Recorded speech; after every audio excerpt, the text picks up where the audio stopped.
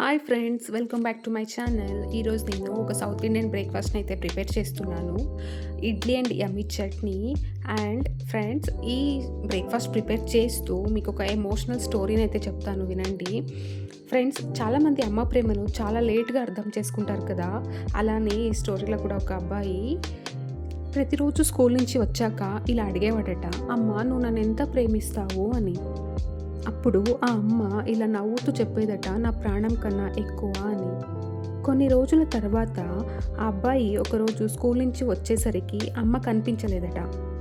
చివరిసారిగా అమ్మ రాసిన ఒక లెటర్లో ఇలా ఉందట, నేను ఇప్పుడు నీతోనే ఉంటాను, నీ నవ్వులో, నీ విజయంలో, నీ గెలుపులో.